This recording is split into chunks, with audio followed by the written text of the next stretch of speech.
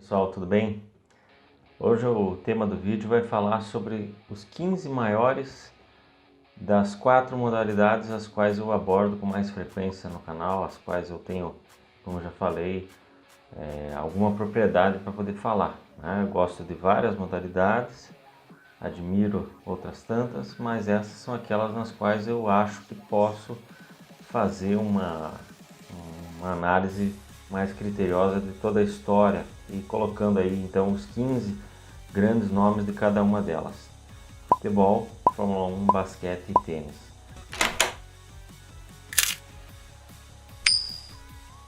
Eu vou fazer, na verdade, não um ranking do primeiro ao 15º, posicionando eles, mas eu vou tentar colocar no formato de pirâmide, né? Vou citar aquele que eu considero o principal de cada uma, como eu já falei em vários outros vídeos, inclusive um vídeo específico sobre cada um desses que eu considero os melhores de todos os tempos em cada uma delas. Aí depois outros 2, outros 4 e outros 8, fechando assim 15. Por que eu pensei nesse modelo? Porque é mais justo, por um lado, eu não vou um jogador que de repente seja aí você, né, e tantos consideram aí talvez top 5, top 7, eu acabo colocando ele lá no 15º lugar, né? Ou deixe de fora alguns outros que poderiam estar mais perto do top 10, por exemplo. Então é mais justo porque eu não vou determinar as posições, eu vou colocar assim por proximidade, em grupos, em tamanhos históricos, mas por outro lado é menos pretensioso, menos arrogante, digamos assim, porque eu não vou estar determinando o que cada um é, e sim vou estar aberto à possibilidade de eu considero esse, mas esses outros 2, 3, 4 poderiam estar aqui, são tão bons quanto, é muito mais um subjetivismo pessoal, porque no fim acaba sendo realmente preferência de quem faz essas escolhas. É lógico que eu sempre adoto critérios, eu sempre busco ser coerente nessas minhas escolhas, seja para futebol, para qualquer um desses esportes, eu tento traçar uma linha coerente, o que não significa que eu vou estabelecer uma regrinha matemática e vou achar os que estariam no mesmo patamar nas outras modalidades. Vai ter ali, aqui, algo que você talvez julgue que eu deveria ter trocado, mas como eu disse, colocando no sistema da pirâmide, nada a ver com pirâmide financeira, mas colocando nessa pirâmide é mais justo, né? Mais coerente e menos pretensioso, como eu falei. Então vamos começar pelo futebol, que eu acho que é o que mais tem, naturalmente, o que mais tem grandes ícones, e de certa forma é o que até ali o top 10 me parece estar mais estabelecido assim no imaginário popular, né? Então lá no topo da pirâmide, em primeiro lugar, vai estar de fato o Rei Pelé, né? Edson Arantes do Nascimento. Pelé, em primeiro lugar, ele cumpre todos os requisitos no que diz respeito à habilidade e à capacidade de um jogador no campo. Teve uma carreira extremamente sólida, tanto em clubes quanto na seleção, e também é um ícone, uma figura popular absolutamente mundial. Recomendo para quem quiser assistir a breve conversa entre Snoop Dogg e Mike Tyson e um apresentador do podcast. Ali acho que está muito claro o que o Pelé significa e representa. Nessa segunda prateleira da pirâmide, os 2 nomes que eu vou colocar são dos argentinos Lionel Andrés Messi e Diego Armando Maradona.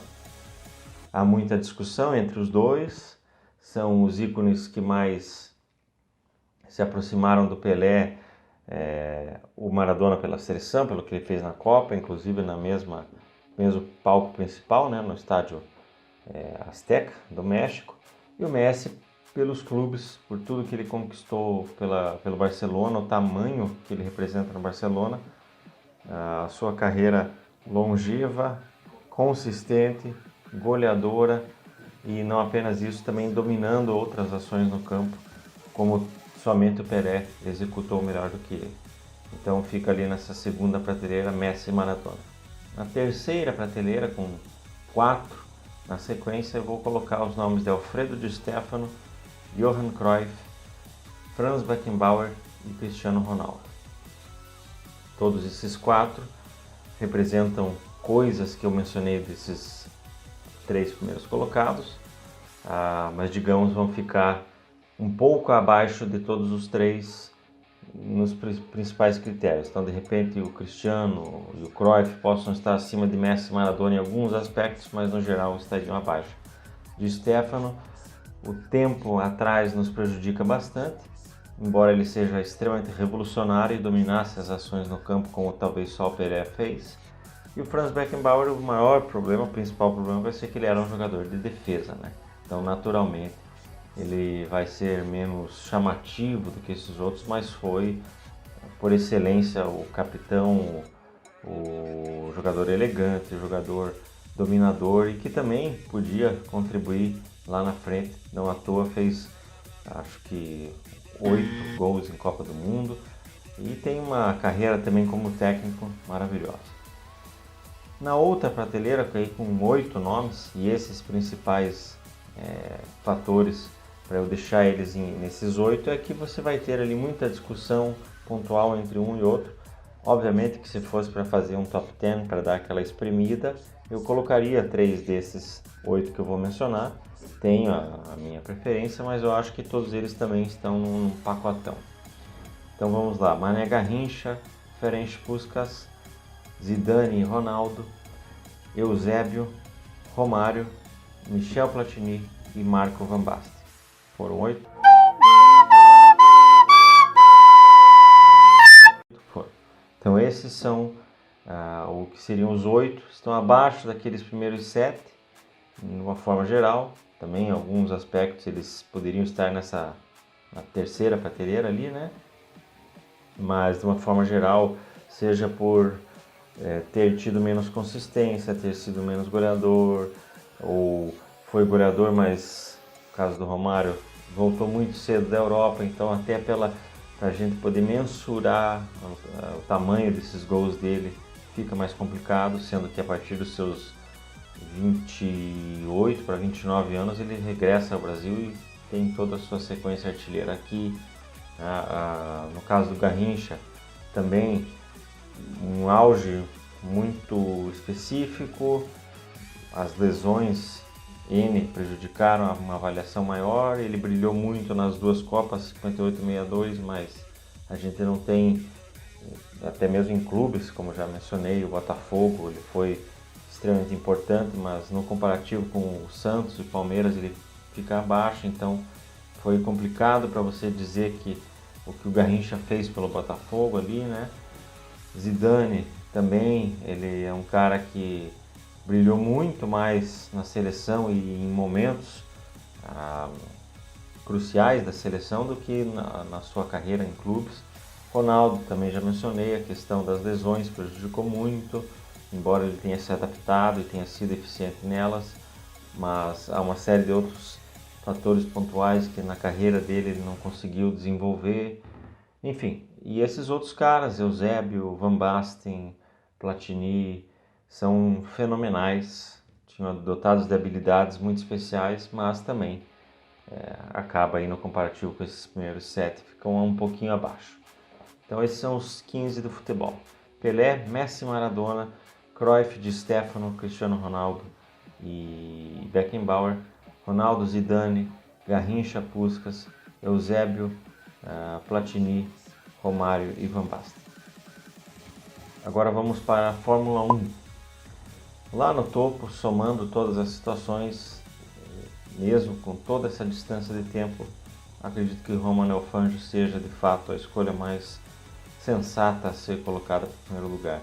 Não apenas pelos seus números, porque são 7 campeonatos disputados, 5 títulos e 2 vice-campeonatos. Quase metade das corridas que ele disputou ele venceu, mais da metade das corridas que ele disputou ele fez a pole. Mas não só isso, é um cara que muito antes da Fórmula 1 começar, né, Fórmula 1 com o campeonato, ele havia vencido e disputado provas das mais variadas formas e obtido sucessos absurdos. E ali com já seus 40 anos, disputa esses principais campeonatos contra pilotos de 10, 15 até 20 anos mais jovens na segunda metade. foi campeão por 4 equipes diferentes, trocando de equipes após os seus principais títulos. Então, além de ter obtido, como já mencionei em outros vídeos, a maior performance individual numa corrida foi dele também. Mas logo abaixo, e também por suas mortes, devemos deixá-los abaixo, um pouquinho abaixo de Fangio, porque nós não temos a certeza de quanto mais eles pudessem conquistar, muito embora o que eles tenham feito em vida tenha sido suficiente para nós percebermos e por razão essa colocarmos ambos nessa segunda e terceira colocação, Jim Clark e Ayrton Senna, os pilotos mais rápidos que já apareceram, de facílima adaptação, de grande capacidade na chuva, de domínio em circuitos que são considerados os mais fantásticos da Fórmula 1, Mônaco e Bélgica, a exemplo do que também o Schumacher conseguiu, mas eles foram mais dominantes, mesmo o Clark nunca tendo vencido em Mônaco. Se você observar o que ele conseguiu fazer lá, a forma como ele era dominante e facilmente se adaptava e conseguia as situações, e o Senna nem se fala, né? E na Bélgica, ambos os dois também extremamente dominantes, mas pilotos, enfim, que quebraram paradigmas, que foram os ícones que não apenas influenciaram as gerações vindouras, mas estabeleceram certos padrões e paradigmas, como falei, que foram replicados e são até hoje, na maioria dos casos. Senna e Clark. Na terceira prateleira, também ali em conjunto, já dei minha opinião, se for para separar um por um, qual que vai ficar à frente, mas acredito que de uma forma geral estejam ali no mesmo bolo. Michael Schumacher, Lewis Hamilton, Alain Prost e Jack Stewart. Todos esses 3 caras tiveram campeonatos muito especiais, tiveram situações de domínio contra pilotos muito importantes, mas num contexto geral vão ficar abaixo do que eu mencionei de Fangio, Clark e Senna, também pela forma como esses 3 venceram, mas porque creio que esses outros 3 tiveram mais dificuldades do que eles, e nessas dificuldades obtiveram mais sucesso do que eles nas suas dificuldades. O Prost dividiu a equipe com o Senna e com os outros gigantescos, então até isso pode servir como um lastro para ele, né? Ele poderia estar de repente à frente de Schumacher e Hamilton, certamente, se ele não tivesse enfrentado tantos adversários do mais alto calibre ali. E o Jack Stewart, pelo padrão, pelo que ele definiu para a segurança na Fórmula 1, pela forma como ele após a morte do Severt, embora ele já tivesse decidido pela aposentadoria, mas após a morte do Severt, François Severt, ele acaba abdicando da sua carreira, num tempo em que ele ainda podia correr aí algumas temporadas e eventualmente conseguir um 4º título. Também seu percentual de vitórias, que é excelente, mais de 27% das corridas que ele disputou, ele venceu. E na sequência, ali no bolo de 8, também já fiz a minha, se for para espremer, eu colocaria ali outros 3, já escrevi artigos sobre isso, mas eu vejo também um bolo meio geral ali, né? Você poderia colocar um ou outro à frente conforme o prisma que você analisasse. Então vamos lá: Stirling Moss, Nelson Piquet, Niki Lauda, Jack Brabham, Fernando Alonso, Alberto Ascari, Emerson Fittipaldi, né? E também para fechar aí, então Moss, Ascari, vamos lá, Moss, Piquet e Lauda, Alonso, Ascari, Brabham, Fittipaldi, e para fechar, tinha pensado em alguns nomes, mas aí realmente é mais complicado, do que o Mario Andretti. Na Fórmula 1, o Mario Andretti foi menos vistoso assim, se você olhar apenas pela Fórmula 1, mas tudo que ele representa, somando a Fórmula Indy e outras categorias, e a longevidade dele, merece sim essa posição aí, na 15ª colocação pelo menos, né? Então ele é entre os 15. Fechando então, Fórmula 1, Fangio, Senna e Clark, Schumacher, Hamilton, Prost e Stewart, Lauda, Piquet, Moss, Alonso, Brabham, Fittipaldi, Mario Andretti e Jack Brabham. Brabham já falei, Ascari, desculpa.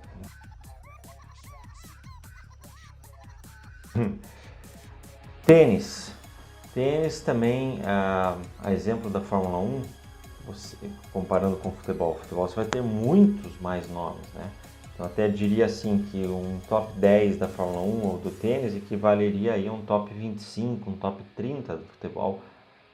Tamanho a quantidade de geniais jogadores que tivemos no futebol. E na Fórmula 1 nós nem chegamos a ter 1000 pilotos. Desses 1000, corta aí para 100 que venceram uma corrida, e desses 100, a metade deles é que são pilotos do mais altíssimo nível, né? E aí vai fechando. Então, se comparar isso com o futebol, vai ter sempre uma quantidade muito maior.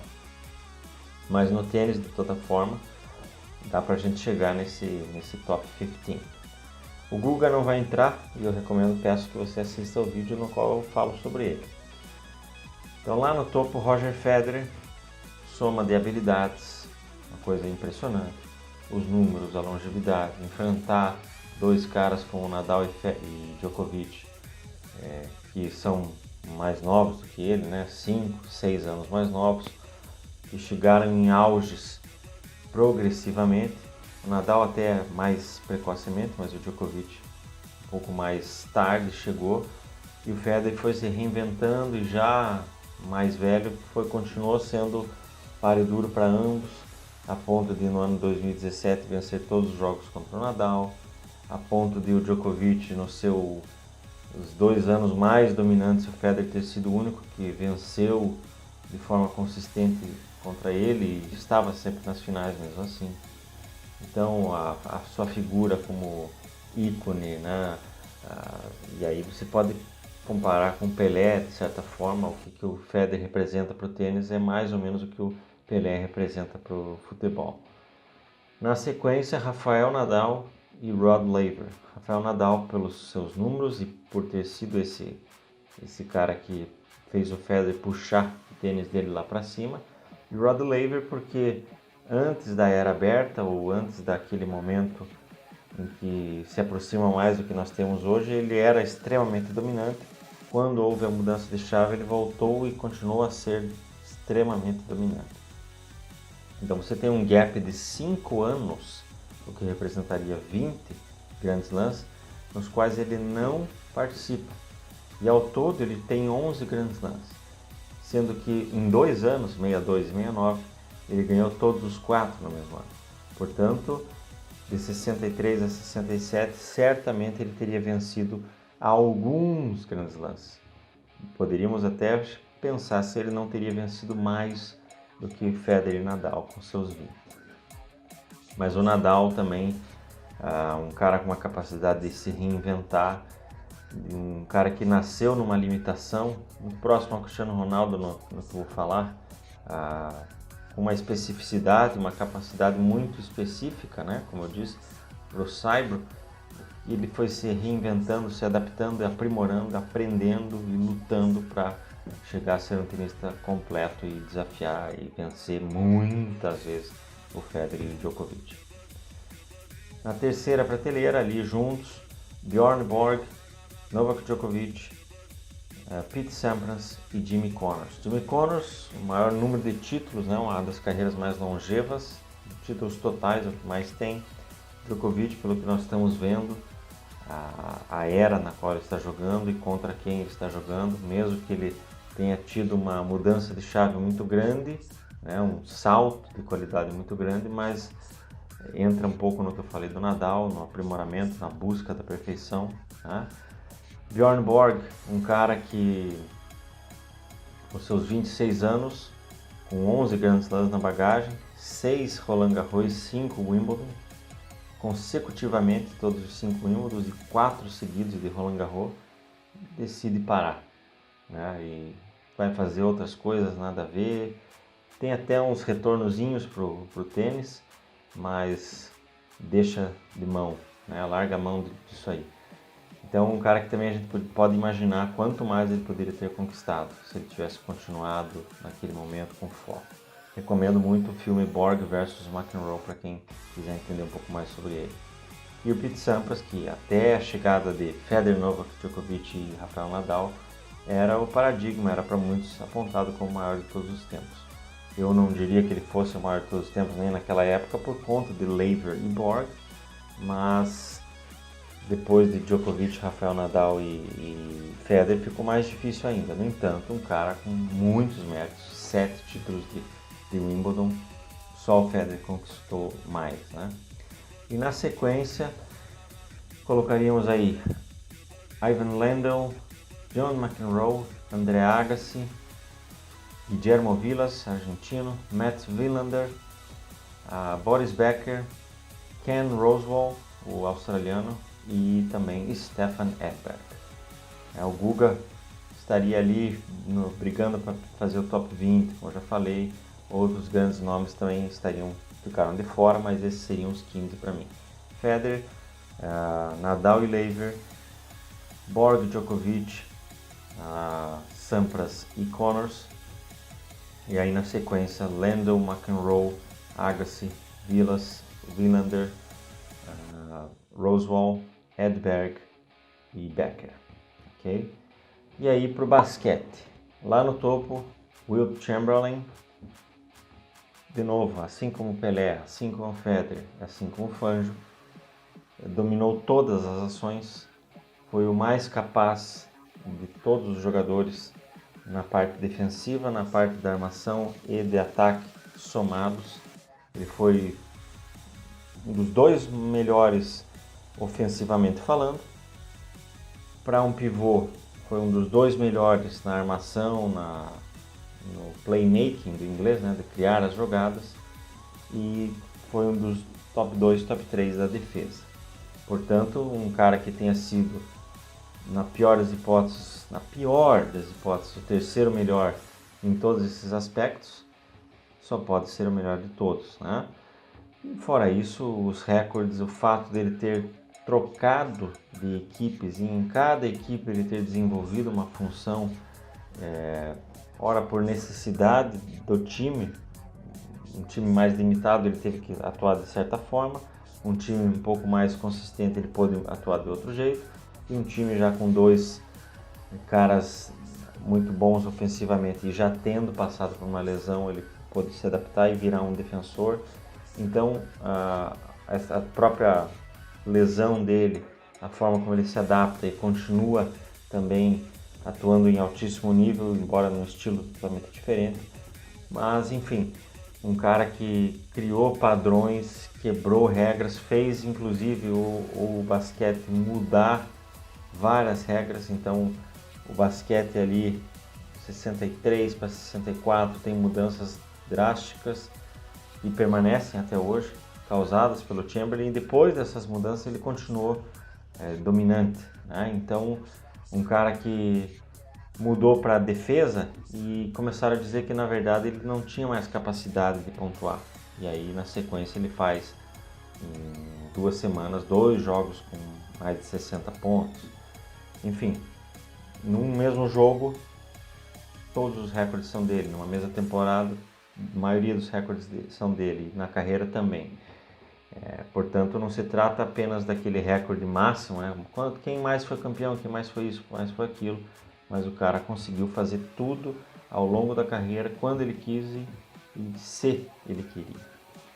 Mas eu não posso negar que na sequência tem 2 nomes, Bill Russell e Michael Jordan, um deles o maior vencedor, inclusive contra o próprio Chamberlain, coletivamente tinha o golpe, e o outro como maior ícone e também extremamente capaz, um dos melhores no ataque e também na sua posição dos melhores defensores, Michael Jordan, né? Então esses 2 caras obviamente têm argumentos para discutir com Chamberlain, assim como Senna e Clark têm argumentos para discutir com Fangio, assim como Messi e Maradona têm argumentos para discutir com Pelé, assim como Nadal e Laver têm argumentos para discutir com Federer. Lógico, esses 2 também o têm. Então são 2 fenômenos, você pode colocá-los aí no primeiro lugar, conforme seja, mas eu acredito que analisando tudo estaria um pouco abaixo. Na sequência, LeBron James, Kareem Abdul-Jabbar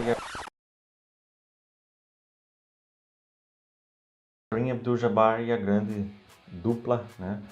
Larry Bird e Magic Johnson. Todos esses 4 caras fenomenais que têm momentos em que podiam até ser colocados lá no topo. E para a sequência dos 8 aí, também de novo, se fosse para espremer, eu posso dizer que esses sejam os 3, na minha opinião, para entrar no top 10, mas eu acho que estão no mesmo patamar todos esses que eu vou citar a partir de agora. Kobe Bryant, Tim Duncan, Shaquille O'Neal, Oscar Robertson, Jerry West, Hakeem Olajuwon, Dr. J e Elgin Baylor. Todos esses caras, momentos muito especiais, também padrões que eles ditaram e modificaram ao longo de todos os tempos. Então esses são os meus 15 da história do basquete. Chamberlain, Jordan e Bill Russell, LeBron, Kareem, Magic e Bird, Kobe, Shaq, Duncan, Jerry West, Oscar Robertson, Hakeem Olajuwon, Dr. J e Elgin Baylor. Peço a você que veja também o vídeo que eu fiz sobre o Dr. J, tá? Além dos 4 primeiros de cada uma das modalidades, eu vou deixar também na descrição porque eu escolho cada um deles mais detalhadamente. Beleza? Um abraço a todos.